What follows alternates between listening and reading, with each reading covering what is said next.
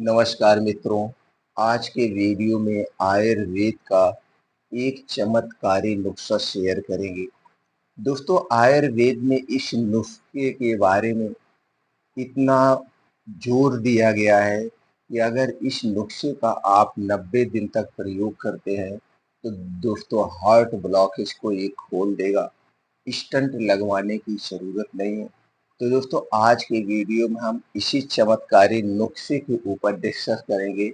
ये चमत्कारी नुस्खा किन-किन चीज़ों से बनेगा और इसमें कौन-कौन से पोषक तत्व पाए जाते हैं, कब लेना है और इसके साथ कौन सी सावधानियाँ बरतना है, इस नुस्खे का क्या साइड इफ़ेक्ट है और दोस्तों और क्या-क्या इसके फ़ायदे मिलते हैं।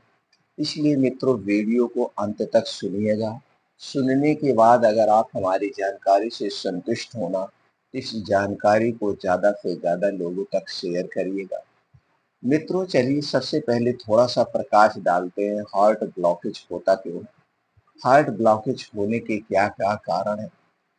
मित्रों आज के समय में अगर आप देख रहे होंगे, तो हार्ट अटैक के केसेज़ बहुत ज़्यादा बढ़ गए।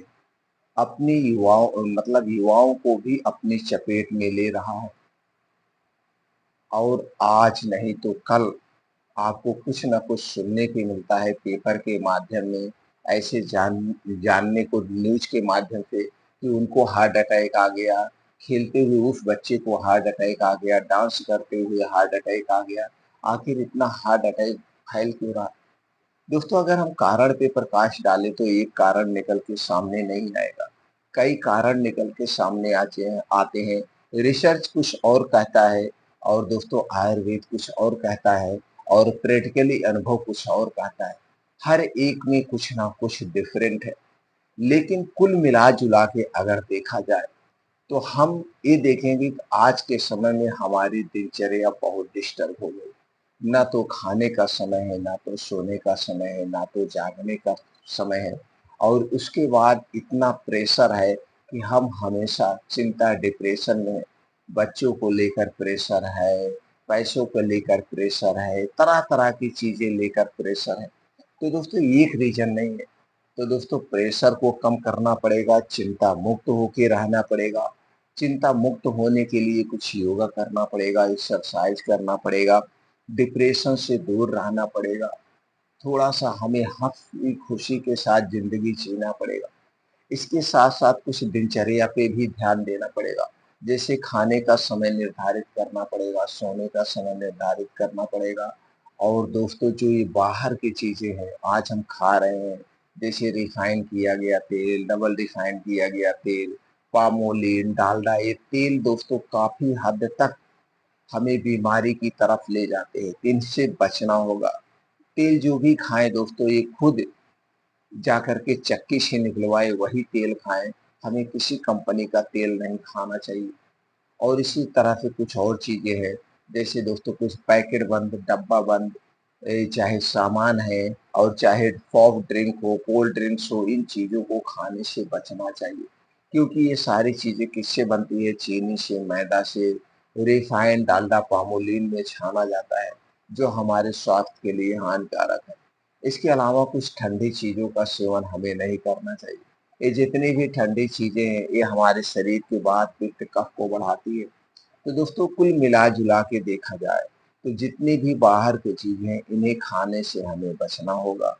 अपने घर की ही चीज़ें खाएँ, अपने खाने में हरी साग-सब्जियों का समावेश करें। हरी साग-सब्जियों में सभी प्रकार के एंटीऑक्सीडेंट, फाइबर, प्रोटीन्स, विटामिन्स पाए जाते हैं। लेकिन ये सब्जियाँ भी दोस्तों हमें ताज़ी खानी चाहिए और सीज़न वाइज़ खानी चाहिए। स्टोर की हुई ना तो सब्ज़ी खाना चाहिए और स्टोर किया हुआ ना तो फल खाना चाहिए। अपने डेली रूटीन में दोस्तों मोटे अनाज का प्रयोग करना चाहिए। कुछ बीन्स हैं, बीन्स को रात में भिगो के सुबह खा सकते हैं।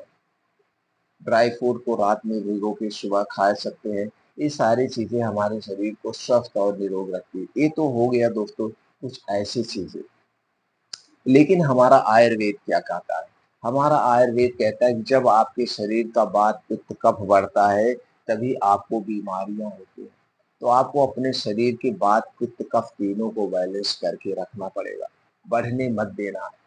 और दोस्तों वात, पित्त, कफ पाया जाना भी ज़रूरी है। अगर हमारे शरीर में वात, पित्त, कफ नहीं पाया जाएगा, तो हमें 1 मिनट भी ज़िंदा नहीं रहेंगे। तो बस हमें मैनेज करना है, जो वात, पित्त, कफ को बढ़ाने वाली चीज़ें उन्हें नहीं खाना है। तो वात, पित्त, कफ क्या है? वात, पित्त, कफ को बढ़ाने वाली कौन-सी चीज़ें हैं? इसमें दोस्तों कई सारी वीडियो हमने अपलोड किया है। आप उस वीडियो को जाकर के देख सकते हैं और वात, पित्त, कफ को बढ़ाने वाली जो चीज़ें हैं, उन्हें आप हटा सकते हैं। आयुर्वेद एक तरफ और कहता है, जब आपके शरीर में बहुत ज़्यादा एसिडिटी बनती है, एसिडिटी ज़्यादा बनने के कारण और ज़्यादा दिन तक जब बनती है, यही एसिडिटी रक्त की एसिडिटी हो जाती है, यानी कि रक्त में अम्लता बढ़ जाती है। और जब रक्त में अम्लता बढ़ जाती है, इसे कम करने के लिए क्षारीय चीज़ों का प्रयोग किया जाता है।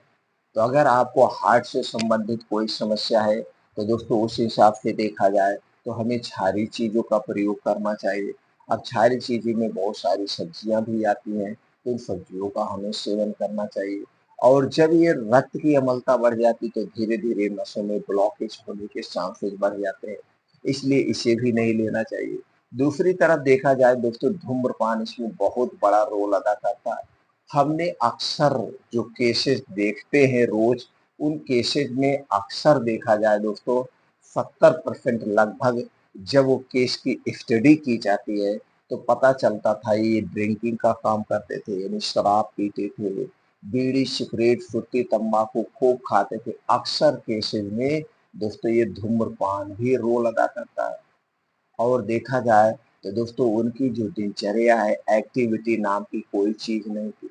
ना तो सुबह का मतलब मॉर्निंग वॉक करते थे, ना कोई ऐसी एक्टिविटी करते थे। तो दोस्तों हमें अपने शरीर की एक्टिविटी भी बढ़ाना चाहिए। यानी कि वात, पित्त, कफ को कंट्रोल रखिए। धूम्रपान का बिल्कुल सेवन नहीं करना है। जैसे शराब हो गया, बीड़ी, सिगरेट हो गया, ये सारी चीज़ें हमें नहीं लेना है। इससे भी हमें दूर रहना है। और दोस्तों कुछ और केसेस मिलते हैं जिसके कारण होता है। ये हार्ट अटैक एक कारण नहीं है, आज से नहीं होता है। इस धीरे-धीरे दोस्तों होता है। इसलिए शुरू से ही अगर आपके घर में कोई बच्चे हैं तो उनकी एक्टिविटी बढ़ाइए, योगा कराइए, खेल-कूद कराइए, साइकिलिंग कराइए। कुछ न कुछ हमें एक्टिविटी बच्चों को कराते रहना चाहिए और खुद करते रहना चाहिए और बाहर की जितनी चीज़ें उसे खाने से बचना चाहिए। ठंडा पेय पदार्थ हमें बिल्कुल नहीं लेना चाहिए। ये ठंडा पेय पदार्थ दोस्तों हमारे कफ दोष को बढ़ाता है, कफ दोष को बढ़ाता है, इसलिए इन चीज़ों का परहेज़ हमें करना चाहिए। फिर अब उसके बाद दोस्तों जैसे हमने कहा कि कुछ ऐसी चीज़ें हैं जैसे हमने खाया, एसिडिटी ज़्यादा बने, रक्त की अम्लता बन गई, रक्त की अम्लता बढ़ने के कारण उसको कम करना चाहिए। तो कम करने के लिए कुछ क्षारीय चीज़ें हैं, तो क्षारीय चीज़ें में वो कौन-सा चमत्कारी नुस्खा है, चलिए जानते हैं। जिसमें दोस्तों आयुर्वेद में इतना ज़्यादा इस पे जोर दिया गया है, इस नुस्खे से आपका हार्ट ब्लॉकेज धीरे-धीरे कम हो जाएगा। और दोस्तों आप देखते ही हैं हार्ट ब्लॉकेज का कोई अस्थायी इलाज नहीं। अगर हमारे हार्ट में स्टंट पड़ गया, यानी छल्ले पड़ गए, तो भी हमें दवाएँ खाना पड़ता है, हमेशा दवाएँ खाना पड़ता है खून को पतला करने के लिए। तो दोस्तों कुछ हल्की-फुल्की एक्टिविटी भी बढ़ाइए और बाहर की चीज़ों से खाने से बचिए। तो दोस्तों इस नुस्खे को बनाने में किन-किन चीज़ों का प्रयोग होगा? पहली चीज़ है दोस्तों लौकी।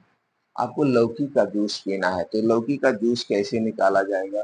दोस्तों लौकी का आप 200 ग्राम लौकी लीजिए, एकदम मुलायम वाली, और इसी में लेना है 7 से 8 तुलसी की पत्ती, 7 से 8 पुदीना की पत्ती और स्वादानुसार काला नमक। अब तुलसी की पत्ती, पुदीना की पत्ती भी क्षारीय होती है और लौकी भी क्षारीय होती है। दोस्तों तुलसी की पत्ती में क्या है, एक प्रकार की एंटीबायोटिक है, एंटी इंफ्लेमेटरी है, एंटी फंगल है, एंटी डायबिटिक है। इसके साथ-साथ कुछ प्रोटीन्स, विटामिन्स भी पाए जाते हैं। सेम टाइप में दोस्तों पुदीना भी काम करता है। ये गैस का एसिडिटी को दूर करता है, इसमें भी कुछ प्रोटीन्स, विटामिन्स पाए जाते हैं। और दोस्तों नमक भी क्षारीय होता है, ये जो काला नमक है ये क्षारीय होता है। तो ये चारों चीज़ें मिला-जुला के क्षारीय होते हैं। तो दोस्तों आपको इसका जूस निकालना है और इसी जूस को रोज सुबह खाली पेट पीना है। कब पीना है? रोज सुबह खाली पेट। बस जूस पीने के 1 घंटे पहले कुछ नहीं खाना पीना है और जूस पीने के 3 से 4 घंटे बाद तक आपको कुछ नहीं खाना देना है। 3 से 4 घंटे बाद तक आपके पेट में कुछ नहीं जाएगा, इतना ध्यान देना है। चाय, पानी, बिस्किट कुछ नहीं जाएगा, तभी इसका पूर्ण रूप से फ़ायदा मिलता है। अब लौकी के जूस के और एक फ़ायदा होगा, आपके ब्लड शुगर को कंट्रोल करेगा, ब्लड प्रेशर को भी कंट्रोल करता है, ये दोनों काम करता है। तो कितने दिन तक लेना है दोस्तों? लगातार आपको 90 दिन तक लेना है। 90 दिन में आपको सामने रिजल्ट आ जाएगा।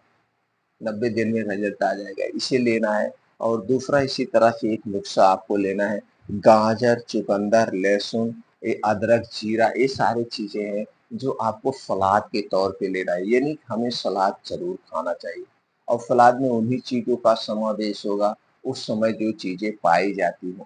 जैसे मान लीजिए गाजर है, चुकंदर है, टमाटर है, मूली, ये सारी चीज़ें जब पाई जाती है जिस सीज़न में, इनका आप सलाद काटिए, इनका आप सलाद खाइए। लेकिन सलाद खाने से पहले सलाद खाने के नियम जान लीजिए।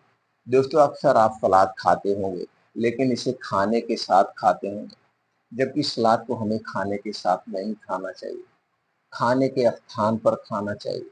जब भी आप सलाद खाएँ उस टाइम खाना ना खाएँ।